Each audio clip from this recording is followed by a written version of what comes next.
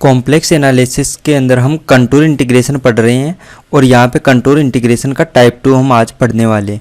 इसके अंदर हमारे पास लिमिट होती है जो माइनस इनफाइनाइट से प्लस इनफाइनाइट होती है, और जब फंक्शन इवन होता है तो हम लिमिट 0 से इनफाइनाइट हो तो भी इसको हम सॉल्व कर सकते हैं। तो अभी हम इनको समझेंगे। और जो हमने पहले टाइप 1 के अंदर समझा था वो टाइप 1 के अंदर मैंने ये आपको 7 एग्जाम्पल वहाँ पे दिए थे।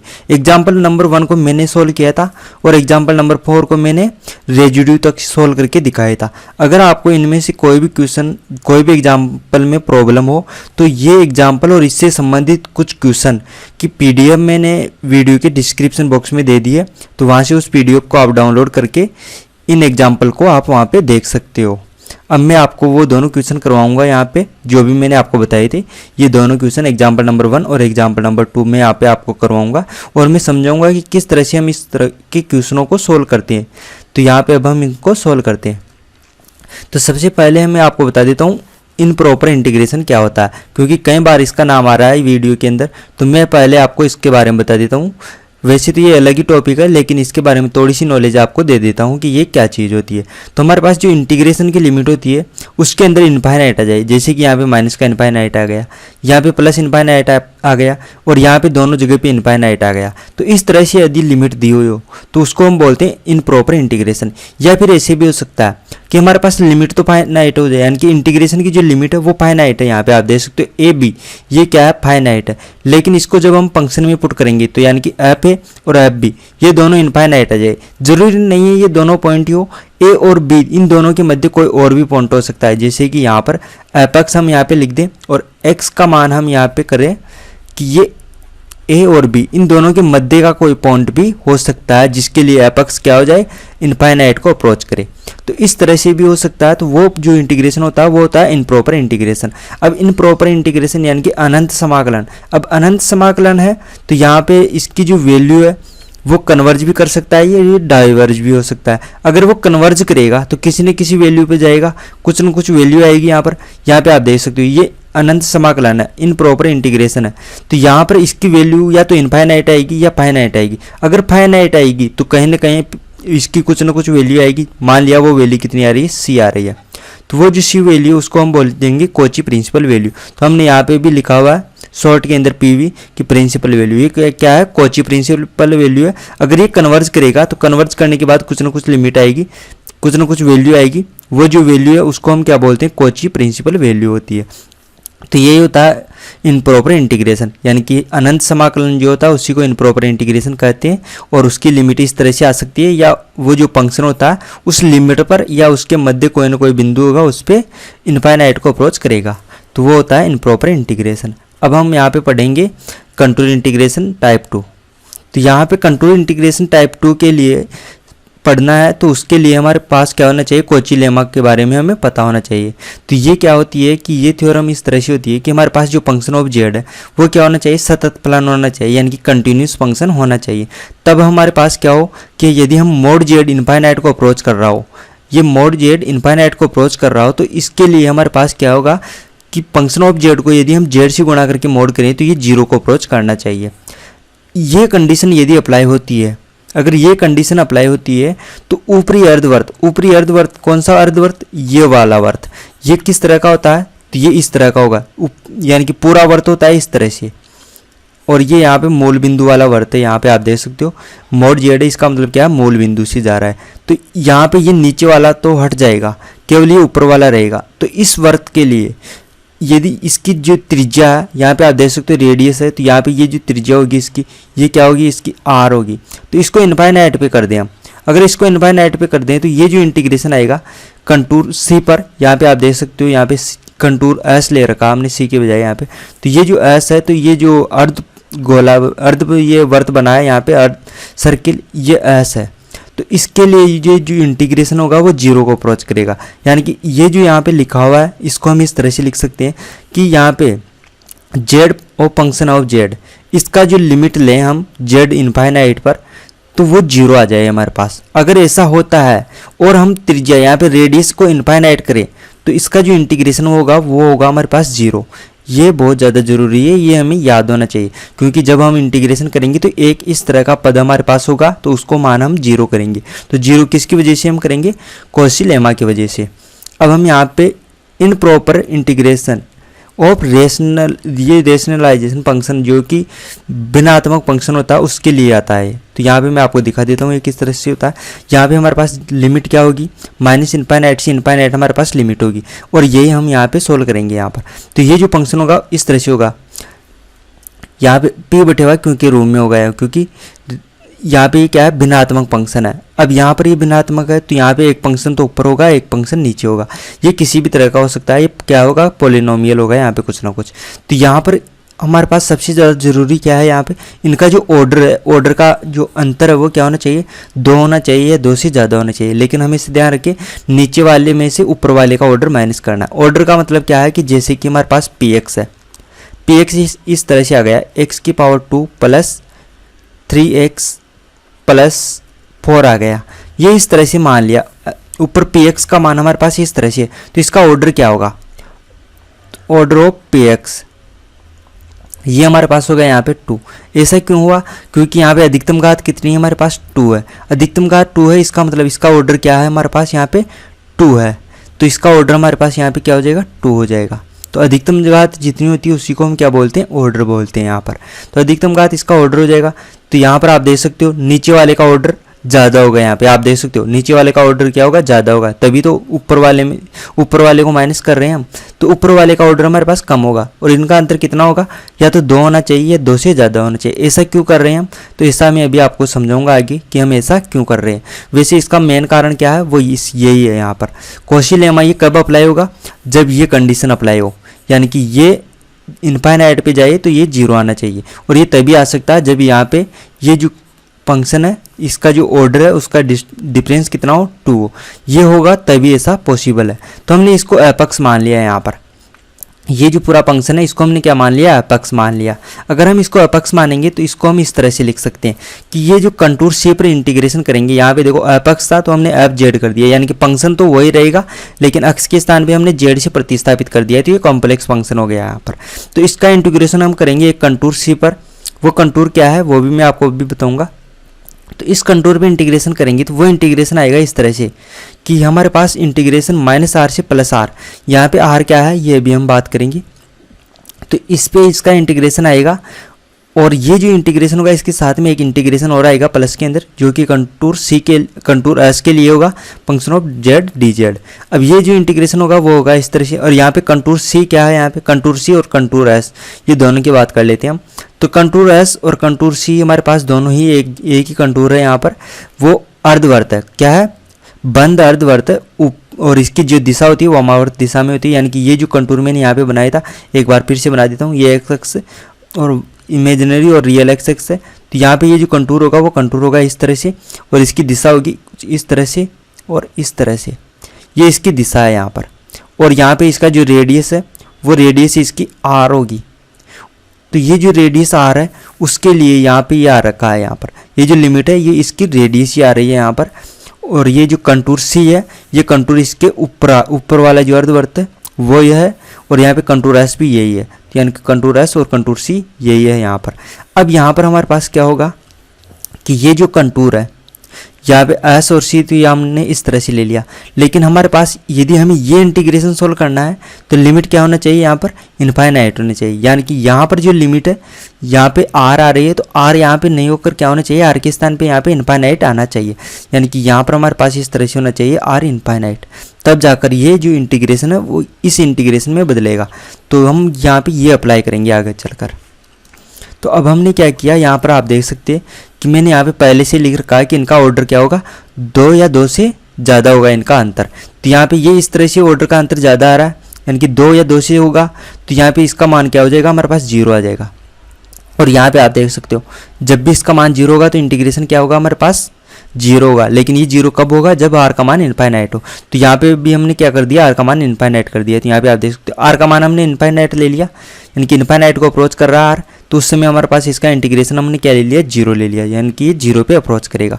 अब ये 0 कैसे हुआ ये मैं आपको समझा देता हूँ। यहाँ पर ये 0 कैसे हुआ, अब यहाँ पर आप देखो कि हमारे पास नीचे वाला जो फंक्शन है यानी कि ये जो यहाँ पे लिखा हुआ है px और यहाँ पे gx नीचे लिखा हुआ, ये इस तरह से लिखा हुआ। अभी यहाँ पे हमारे पास z के पदों में है, तो मैं यहाँ पे इसको z के पदों में लिख देता हूँ pz और नीचे लिखा हुआ है gz, क्योंकि यहाँ पे fz है तो fz क्या है, इसके बराबर है। यहाँ पे आप देख सकते हो अक्स, तो अक्स के स्थान पे z लिखेंगे तो यहाँ पे pz gz हो जाएगा, तो pz बाई gz, और इसको एक बार हम करेंगे z से गुणा। अब इसकी लिमिट हमें देखना है, इसको तो हटा देता हूँ, इसकी लिमिट देखना है हमें जब z का मान हमारे पास इनफाइनाइट हो। अब यहाँ पर आप देख सकते हो ऊपर वाले का जो ऑर्डर है वो कुछ भी ऑर्डर हो सकता है। मान लिया इसका ऑर्डर हमारे पास कितना है, 3 है, इसका ऑर्डर 3 है, तो z इसके साथ में गुणा हो रहा है, तो इसका ऑर्डर 3 + 1 हो, इसका ऑर्डर हो जाएगा ऊपर 4। अब इसका ऑर्डर चेंज होकर कितना हो गया, 4। अब आप देख सकते हो इसका जो ऑर्डर है वो 2 या 2 से ज़्यादा होगा, यानी कि 3 है तो इसका 2 प्लस करेंगे हम इसके अंदर, तो इसका ऑर्डर 5 होगा, या 5 से ज़्यादा कितना भी हो सकता है। अब यहाँ पे इन दोनों को देखोगे आप, तो ऊपर वाले का ऑर्डर कितना है हमारे पास 4, और इसका ऑर्डर नीचे वाले का कितना है 5। अब यहाँ पे देखो अंतर 2 या 2 से ज़्यादा हो सकता था, तो मैंने अंतर यहाँ पे 2 ले लिया। यहाँ पे आप देख सकते हो मैंने अंतर कितना लिया, यहाँ पे अंतर मैंने 2 ले लिया। यहाँ पर अगर हम अंतर 2 से ज़्यादा लेंगे तो यहाँ पे मान लो 6 आ जाएगा, तो अंतर 3 का हो जाएगा, 7 आ जाएगा तो अंतर 4 का हो जाएगा। इस तरह से यहाँ पे ये ज़्यादा होता जाएगा। तो आप देख सकते हो कि ऊपर वाले ऑर्डर तो हमारे पास कितना बच गया यहाँ पर 4, क्योंकि पहले 3 था, एक जेड एक्स्ट्रा लगा रखा हमने, यहाँ पे आप देख सकते हो एक जेड एक्स्ट्रा है, तो इसकी वजह से एक ऑर्डर बढ़ गया और यहाँ पे ऑर्डर 4 हो गया। तो यानी कि ऊपर तो ऑर्डर 4 हो गया, नीचे का ऑर्डर हो गया हमारे पास 5। यानी कि यहाँ पर x की पावर यदि ऊपर z की पावर यदि 4 बनेगी ऊपर, तो नीचे z की पावर कितनी बनेगी 5। अगर यहाँ पे 6 हो जाएगा, यानी कि अंतर 2 के बजाय यदि अंतर हम 3 करेंगे तो यहाँ पे 6 हो जाएगा, 7 हो जाएगा, इस तरह से कितना भी हो, तो यहाँ पे ये एक दूसरे को कैंसिल कर देगा और 1/z बच जाएगा यहाँ पर। अगर यहाँ पे पावर 6 होती तो z की पावर 2 बच जाता है, यानी कि नीचे z बचेगा यहाँ पर, यानी कि z यहाँ पे नीचे बचेगा और यहाँ पे z की पावर कुछ भी आ सकती है। जितना ज़्यादा डिस्टेंस होगा, यानी कि ये जो अंतर जितना ज़्यादा होगा यहाँ पे लिमिट का, वो लिमिट का अंतर जितना ज़्यादा होगा उतना ही ज़्यादा यहाँ पे पावर में आएगा। अगर लिमिट का अंतर 2 होगा तो यहाँ पे पावर 1 आएगी, लिमिट का अंतर 3 होगा तो यहाँ पे पावर के अंदर 2 आ जाएगा। तो यहाँ पे इस तरह से बचेगा। अब जब यहाँ पे आप देख सकते हो, जब हम क्या करेंगे मोड z को इनफाइनाइट पे भेजेंगे, तो यहाँ पे जब इसका मोड कर रहे हैं, मान लो इसका जब मोड करेंगे तो यहाँ पर अगर हम इनफाइनाइट पुट करेंगे तो 1/0 हो जाएगा, 1/∞ हो जाएगा, और 1/∞ का मान कितना आ जाएगा 0 आ जाएगा। इसलिए इसका मान क्या आता है 0 आता है। अभी आपको और भी समझ में आ जाएगा, जब हम एग्जाम्पल सोल्व करेंगे तब आपको अच्छे से समझ में आ जाएगा। तो यहाँ पे हमारे पास क्या हो गया, इसका मान तो हमारे पास 0 हो गया। तो अब ये जो इक्वेशन है यहाँ पे आप देख सकते हो, इसके अंदर हम r के स्थान पे तो इनफाइनाइट और इस पद के स्थान पे 0 पुट करेंगे तो हमारा जो फंक्शन है वो चेंज होकर इस तरह से आ जाएगा। तो यहाँ पे आप देख सकते हो हमारी जो समीकरण नंबर 1 है ये चेंज होकर इस तरह से आ गई कि इंटीग्रेशन इस तरह से आएगा, और ये वाला पद तो हो गया 0 और इसका मान हो गया यहाँ पे r का मान इनफाइनाइट, तो यहाँ पे लिमिट हो गई इनफाइनाइट। यानी कि इसका जब हम इंटीग्रेशन करेंगे, ये जो क्वेश्चन होगा हमारे पास इस तरह का, इसका जब हम इंटीग्रेशन करेंगे तो सबसे पहले हमें चेक करना है कि लिमिट -∞ से +∞ होना चाहिए, ऑर्डर का जो डिफरेंस है वो 2 या 2 से ज़्यादा होना चाहिए, नीचे वाले का ऑर्डर ज़्यादा होना चाहिए, ऊपर वाले का ऑर्डर कम होना चाहिए। और हमारे पास यहाँ पे देखना है हमें कि हम फिर इसका जो इंटीग्रेशन करेंगे तो वो इंटीग्रेशन, ये जो इंटीग्रेशन होगा वो सीधे इसके बराबर होगा, यानी कि हमें केवल कंटूर इंटीग्रेशन करना है यहाँ पर डायरेक्ट, और हमें आंसर मिल जाएगा। कंटूर इंटीग्रेशन के अंदर हमारे पास जो c है वो c क्या होगा, एक अर्धवर्त होगा जो कि मूल बिंदु है, उसका केंद्र मूल बिंदु पर है, और वो ऊपर की साइड का अर्धवर्त है और उसकी जो दिशा है वो वामावर्त दिशा में होगा। अब हम कुछ एग्जाम्पल करते हैं यहाँ पर। तो उससे पहले मैं आपको इवन फंक्शन समझा देता हूँ, यहाँ पे समफलन क्या होता है ये समझा देता हूँ यहाँ पर, क्योंकि ये आगे यूज में आएगा। तो यहाँ पर हमारे पास कोई भी फंक्शन होता है, यदि हमारे पास एक फंक्शन है f(x), ये सम फंक्शन होगा। कब होगा सम फंक्शन, यदि हम इसके अंदर x के स्थान पे -x पुट करेंगे तो अभी हमारे पास x ही आएगा। यानी कि यहाँ पे आप देख सकते हो cos x, f(x) का मान आप ले सकते हो cos x। अगर आप x के स्थान पे -x पुट करोगे तो भी आपको क्या मिलेगा cos x ही मिलेगा, क्योंकि cos -x भी cos x के बराबर होता है। तो यहाँ पे आप देख सकते हो x का मान -x करने से कोई भी चेंज नहीं हुआ, सेम बना है यहाँ पर। यहाँ पे ऊपर भी कोसेक्स नीचे भी कोसेक्स, तो ये क्या हो गया, समफलन हो गया, ये क्या हो गया, इवन फंक्शन हो गया यहाँ पर। तो इस तरह से जो भी फंक्शन होता है वो क्या होता है, समफलन होता है। तो इसके लिए क्या होता है, इंटीग्रेशन की एक प्रॉपर्टी है निश्चित समाकलन की। तो यहाँ पे हमारे पास जो इंटीग्रेशन माइनस ए से प्लस ए इसके बीच में इंटीग्रेशन हो रखा हो तो हम इसको इस तरह से लिख सकते हैं, 2 टाइम कर सकते हैं और 0 से a कर सकते हैं इंटीग्रेशन की लिमिट की। लेकिन यहाँ पे कंडीशन क्या है कि हमारे पास जो फंक्शन एफ एक्स है वो क्या होना चाहिए, सम फंक्शन होना चाहिए, यानी कि समफलन होना चाहिए। ये कंडीशन अप्लाई होना जरूरी है। अगर ये कंडीशन अप्लाई हो रही है तो हम यहाँ पे इस तरह से कर सकते हैं। अब ये हम इनफाइनाइट लिमिट के लिए अप्लाई करेंगे तो हमारे पास क्या हो जाएगा, लिमिट माइनस इनफाइनाइट से ए का मान यदि इनफाइनाइट हो तो माइनस इनफाइनाइट से प्लस इनफाइनाइट हो जाएगा और यहाँ पे एफ एक्स हो जाएगा और यहाँ पे इसका मान क्या हो जाएगा 2 0 से इनफाइनाइट। यानी कि अब हम यहाँ पे इंटीग्रेशन के अंदर ये इंटीग्रेशन भी कर सकते हैं यहाँ पर, जिसकी लिमिट क्या हो जाएगी 0 से इनफाइनाइट हो। अगर 0 से इनफाइनाइट हो तो भी हम इंटीग्रेशन करेंगे। वो कैसे करेंगे, हम पहले माइनस इनफाइनाइट से प्लस इनफाइनाइट को इवेलुएट करेंगे, फिर यहाँ पे ये 2 को पक्षांतरण करके इस साइड में भेजेंगे तो ये डिवाइड में चला जाएगा और हमारे पास इसका मान आ जाएगा। लेकिन ये कब आएगा, जब हमारे पास ये कंडीशन अप्लाई होनी चाहिए, एफ एक्स को हम माइनस एफ एक्स करेंगे तो भी बराबर आना चाहिए। अगर ये सम फंक्शन है तो हम ऐसा कर सकते हैं। आगे एक एग्जाम्पल में मैं आपको करके दिखाऊंगा ऐसा। तो अब हम एग्जाम्पल नंबर 1 को सोल्व करते हैं हम यहाँ पे।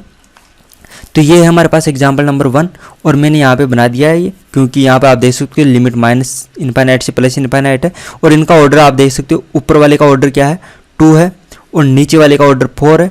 तो 4 - 2 करेंगे तो यहाँ पे 2 आ रहा है, यानी कि ऑर्डर 2 आ रहा है और या 2 यानी कि डिफरेंस 2 आ रहा है। 2 से ज़्यादा आता तो भी अच्छी बात है, लेकिन कम नहीं आना चाहिए, यानी कि 2 आ रहा है तो ये सही है यहाँ पर। यानी कि यहाँ पे इसका इंटीग्रेशन हम कर सकते हैं कंटूर इंटीग्रेशन की मदद से। तो यहाँ पर हमारे पास जो कंटूर होता है सी और एस वो इस तरह से होता है, यानी कि यहाँ पे -r से +r, यानी कि इसकी रेडियस क्या है r है और इसका जो होरिजन है यहाँ पे मूल बिंदु ये इसका केंद्र होता है यहाँ पर और इसकी दिशा होती है इस तरह से। तो अब यहाँ पे इसको सोल्व करना है, तो सोल्व करने के लिए हम क्या करेंगे, इसको ये जो फंक्शन है उसको हम एफ एक्स के बराबर मान लेंगे। यानी कि ये जो फंक्शन है इसके अंदर वाला इसको हमने क्या मान लिया, एफ एक्स मान लिया।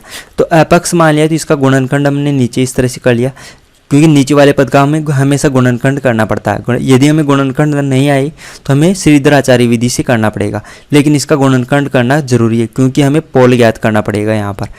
तो हमने इसको इस तरह से कर लिया। अब हमें function of Z, function of x को हमने क्या बनाना है, फंक्शन ऑफ जेड बनाना है। तो इसका फंक्शन ऑफ जेड इस तरह से आएगा, जहाँ पे एक्स है वहाँ पे हमने जेड पुट कर दिया। तो यहाँ पे अब हमारे पास फंक्शन ऑफ जेड इस तरह से बन चुका है।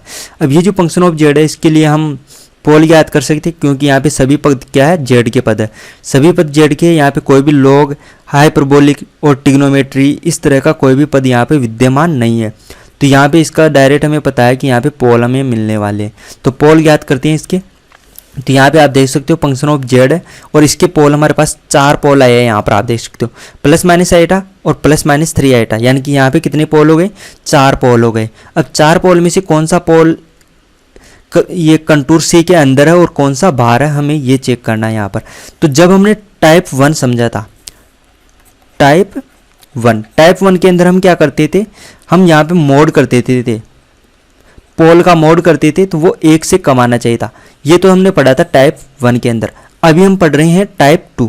टाइप 2 के अंदर हम क्या करेंगे, टाइप 2 के अंदर हमारा कंटूर इस तरह से होता है, यानी कि ये तो अलग तरह का कंटूर है यहाँ पर।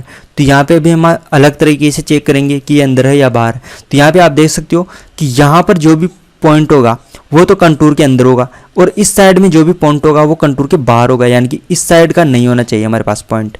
तो यहाँ पे आप देख सकते हो जेड का मान कि यदि माइनस का आइटा हो तो ये आइटा एक्स है माइनस की, और ये ऊपर वाला आइटा एक्स है प्लस का, यानी कि काल्पनिक एक्स, और ये रियल एक्स है, ये तो यानी कि प्लस का एक्स और ये माइनस का एक्स।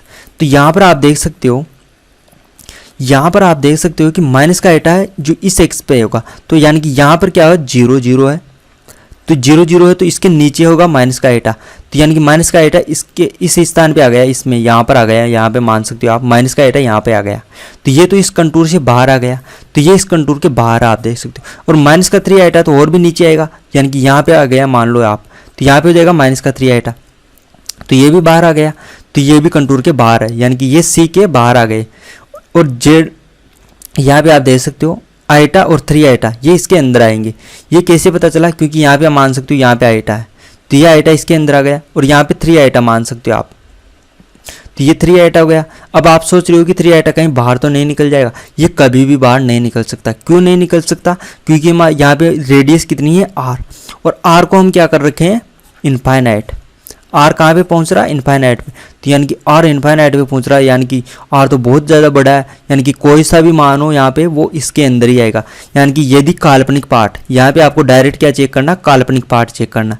काल्पनिक पार्ट यदि पॉजिटिव है तो वो कंटूर के अंदर आएगा, अगर काल्पनिक पार्ट नेगेटिव है तो वो कंटूर के बाहर आएगा। यहाँ पे आप देख सकते हो ये नेगेटिव है, ये काल्पनिक वाला पार्ट ये नेगेटिव है तो इसे कंटूर के बाहर है, और ये पॉजिटिव है यहाँ पे काल्पनिक पार्ट तो ये कंटूर के अंदर है यहाँ पर। तो जो अंदर है उन्हीं का रेजिड्यू हम यहाँ पे ज्ञात करेंगे। तो यहाँ पे आइटा का रेजिड्यू ज्ञात करते हैं, तो रेजिड्यू आइटा हमने यहाँ पे लिख दिया। अब ये यहाँ पे क्या है, सिंपल पोल है। सिंपल पोल क्यों है? क्योंकि आइटा एक ही बार आया है और एक बार आया है, इसका मतलब क्या है, ये सिंपल पोल है। तो सिंपल पोल का फॉर्मूला मैंने यहाँ पे लगा दिया है।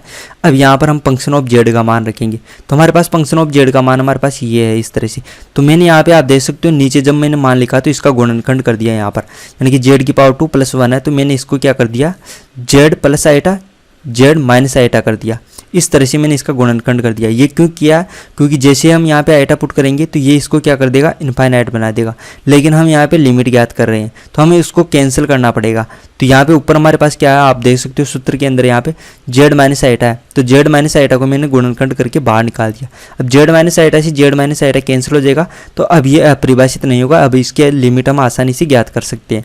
तो ये फंक्शन चेंज होकर हमारे पास इस तरह से हो गया। ऊपर तो हमारे पास जो भी लिखा हुआ था ये सेम लिखा हुआ है, और नीचे ये एक पद कैंसिल हो गया, एक फैक्टर। तो यहाँ पे जेड प्लस आइटा और जेड की पावर 2 + 9 हो गया। अब यहाँ पे जेड का मान आइटा हम यहाँ पे पुट करेंगे, तो जैसे आइटा पुट करेंगे हमारे पास ये पद आएगा, और इसको सोल्व करेंगे हम तो 1 - आइटा अपॉन 16 आइटा आएगा। तो ये हमारे पास रेजिड्यू आइटा का मान आ गया। अब रेजिड्यू 3 आइटा भी हमें ज्ञात करना है, क्योंकि ये भी इसके कंटूर के अंदर वाला पद है, तो इसके लिए भी रेजिड्यू ज्ञात करेंगे तो हमारे पास इस तरह से आएगा रेजिड्यू 3 आइटा। अब यहाँ पे भी रेजिड्यू का फॉर्मूला हमने अप्लाई कर दिया।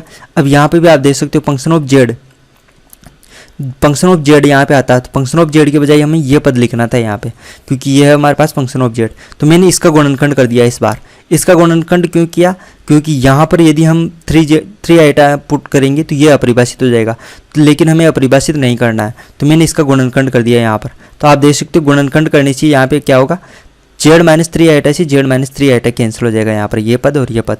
अब ये इनफाइनाइट नहीं होगा, इसको हम आसानी से सोल्व कर सकते हैं। हमेशा ध्यान रखना गुणनखंड करना जरूरी है यदि हम रेजिड्यू ज्ञात कर रहे हैं, क्योंकि लिमिट को सोल्व करना है तो हमें क्या करना पड़ेगा, गुणनखंड करना ही पड़ेगा, वरना हमारा लिमिट है वो सोल्व नहीं हो पाएगी। तो हमने यहाँ पे गुणनखंड कर लिया। तो गुणनखंड करने के बाद अब आप देख सकते हो मैंने कैंसिल कर दिया इन पदों को जो प्रॉब्लम कर रहे थे। अब ये फंक्शन इस तरह से बच गया। अब जेड का मान हम 3 आइटा पुट करेंगे तो ये आसानी से सोल्व हो जाएगा, और ये पद आएगा हमारे पास। अब यहाँ पे हम इसको सोल्व करेंगे तो 7 + 3 आइटा और डिवाइड में आएगा 48 आइटा। तो ये हो गया हमारे पास इसका रेजिड्यू, यानी कि ये 2 पत्ते हमारे पास इसके कंटूर के अंदर, और दोनों का रेजिड्यू हमने यहाँ पे ज्ञात कर लिया है। अब रेजिड्यू ज्ञात कर लिया तो हम इसका इंटीग्रेशन ज्ञात कर सकते हैं। तो इसका इंटीग्रेशन ज्ञात करते हैं, तो आप देख सकते हो हमने रेजिड्यू थ्योरम को अप्लाई किया, और फंक्शन ऑफ जेड का इंटीग्रेशन हम ज्ञात कर सकते हैं किस तरह से, 2 पाई आइटा और इसका रेजिड्यू, तो रेजिड्यू का योग हमने यहाँ पे लिख दिया। तो यहाँ पे फंक्शन ऑफ जेड हमारे पास ये है, और इसका इंटीग्रेशन हमारे पास क्या आ गया, इस तरह से आ गया 5 पाई अपॉन 12 है, क्योंकि यहाँ पे रेजिड्यू का मान हमने यहाँ पे पुट किया और केवल इसको सोल्व किया, तो ये हमारे पास आ चुका है इस तरह से। लेकिन ये जो इंटीग्रेशन आया, ये इंटीग्रेशन क्या, contour integration function of Z का, लेकिन हमें क्या चाहिए, ये इंटीग्रेशन चाहिए। तो इस इंटीग्रेशन को ज्ञात करने के लिए हम क्या करेंगे, अभी हमने जो फॉर्मूला पढ़ा था वो फॉर्मूला हम यहाँ पे अप्लाई करेंगे। वो फॉर्मूला होता है इस तरह से।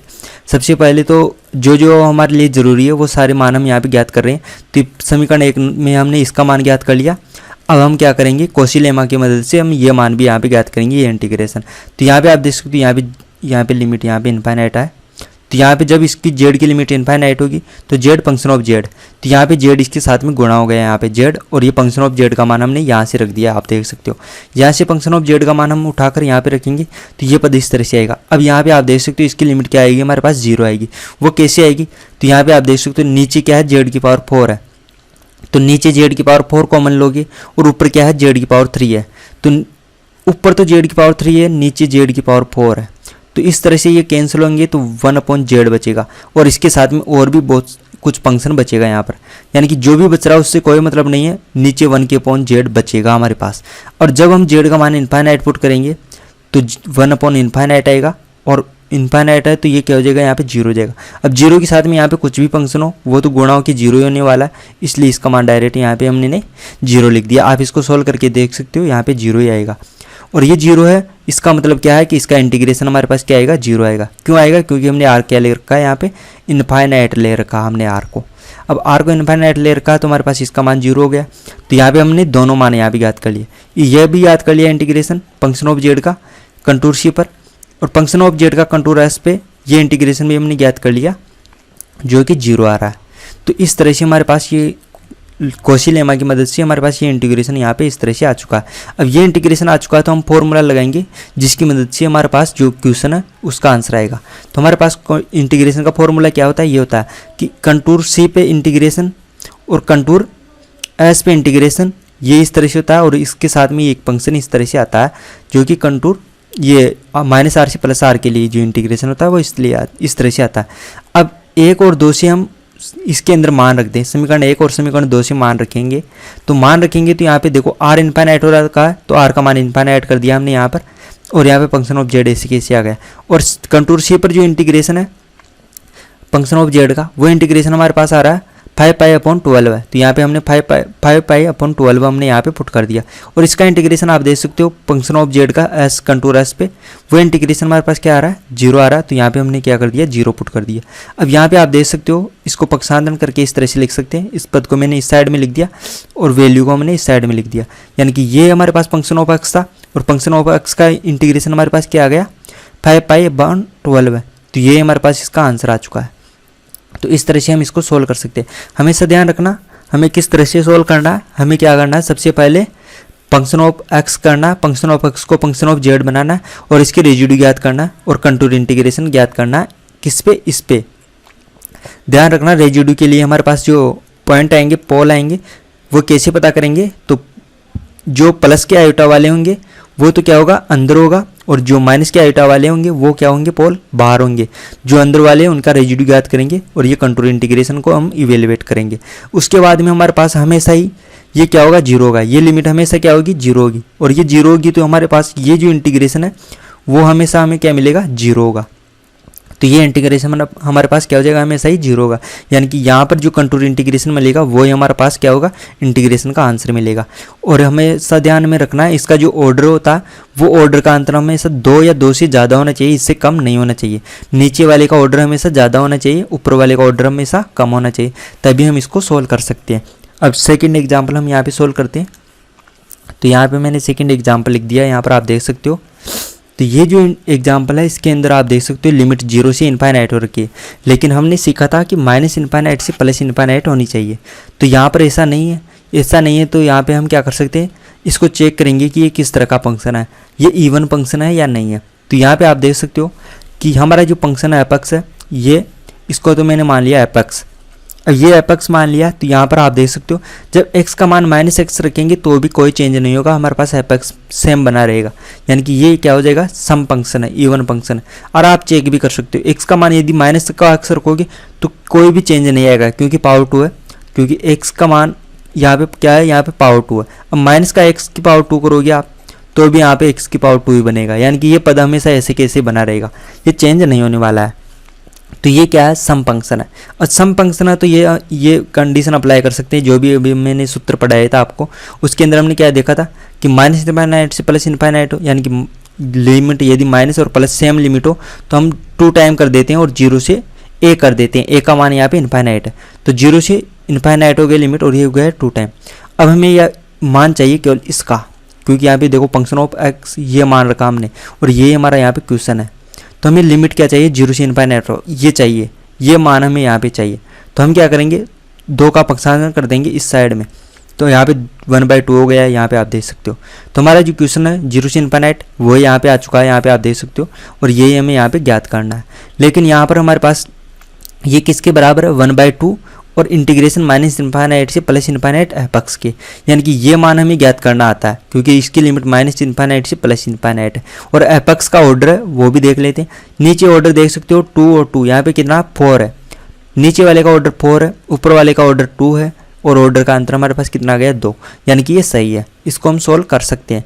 यहाँ पे आपको ध्यान देना है, यहाँ पे ए 0 से बड़ा है और बी भी हमारे पास 0 से बड़ा है, ये दोनों में से 0 से बड़ा है। ये जानकारी बहुत ज़रूरी है, क्योंकि इसी से हमें पता चलेगा कि कौन सा पोल अंदर है और कौन सा बाहर है।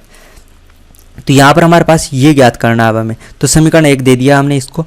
अब हम यहाँ पे फंक्शन ऑफ जेड ज्ञात करेंगे और उसके पोल ज्ञात करेंगे और रेजिड्यू ज्ञात करेंगे। तो यहाँ पे हमारे पास फंक्शन ऑफ जेड इस तरह से हो जाएगा, क्योंकि फंक्शन ऑफ एक्स ये है, तो जहाँ पे एक्स है वहाँ पे हमने जेड पुट कर दिया और हमारे पास फंक्शन ऑफ जेड इस तरह से आ चुका है। अब यहाँ पे मैंने डायरेक्ट बता दिया कि इसके पोल होंगे, क्या होंगे, ये होंगे। और ये जो पोल है ये सिंपल पोल है, मैं यहाँ पे लिखना भूल गया। यहाँ पे इसका क्या आएगा, सिंपल आएगा। ये क्या है, पोल तो है, लेकिन ये कौन से, सिंपल पोल।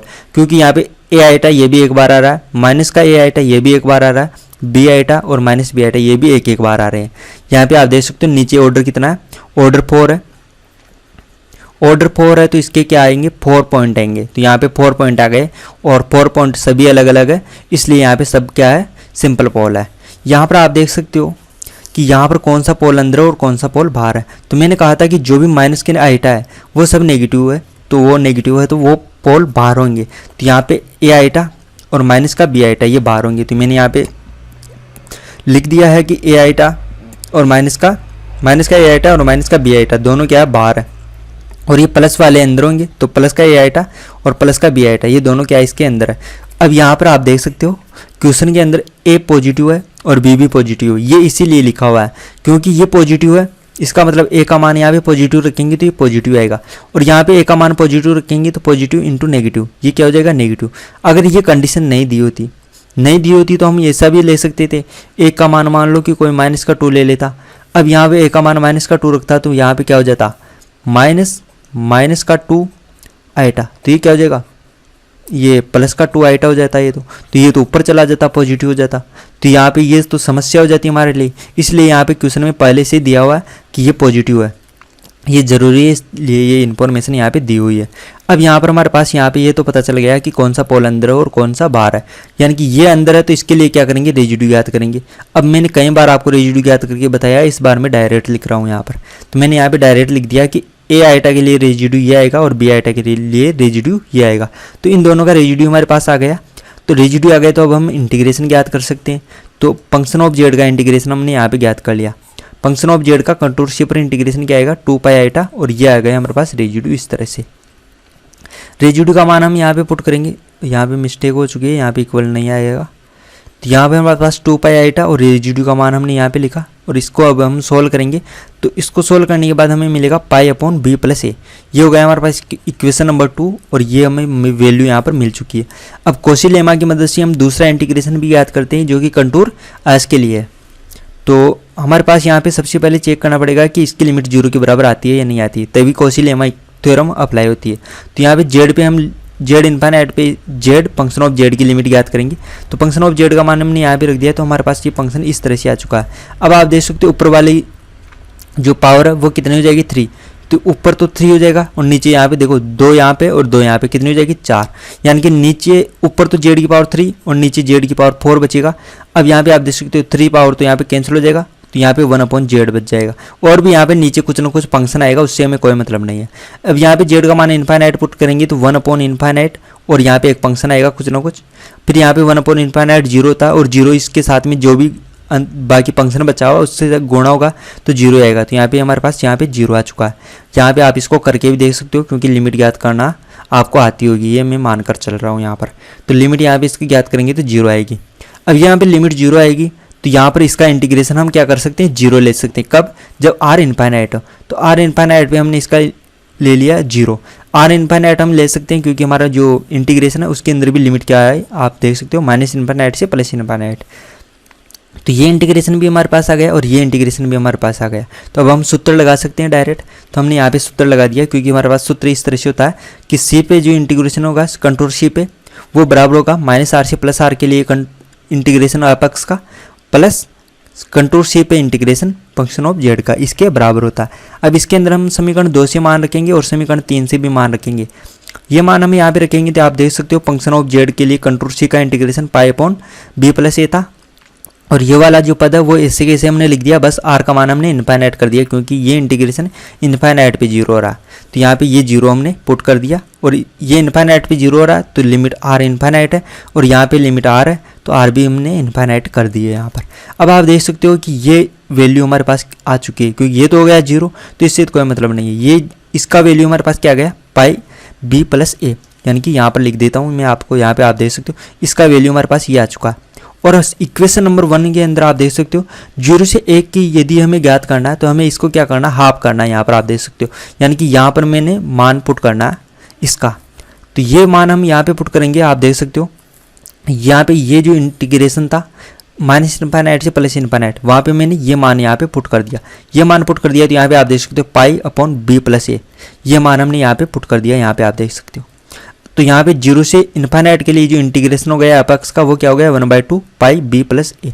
और ये हमारा क्वेश्चन आप देख सकते हो 0 से इनफाइनाइट लिमिट, 0 से इनफाइनाइट वाली लिमिट यहाँ पे आप देख सकते हो। और फंक्शन ऑफ एक्स यहाँ पे आप देख सकते हो, फंक्शन ऑफ एक्स इसी को हमने मान रखा है यहाँ पे आप देख सकते हो। और ये हमने यहाँ पे लिखा फंक्शन ऑफ एक्स का इंटीग्रेशन। तो इस तरह से इसका इंटीग्रेशन हमने यहाँ पे सोल्व कर लिया है। ये जो भी एग्जाम्पल मैंने अभी आपको करवाए उनकी पीडीएफ भी वीडियो के डिस्क्रिप्शन में है, और जो इससे पहले वाला जो टाइप 1 था उसकी जो पीडीएफ है वो भी वीडियो के डिस्क्रिप्शन बॉक्स में मिल जाएगी। और इससे संबंधित और भी कई सारे क्वेश्चन आपको वहाँ पे मिल जाएंगे, तो वो पीडीएफ आप डाउनलोड कर सकते हो। तो अभी आप डाउनलोड कर लीजिए।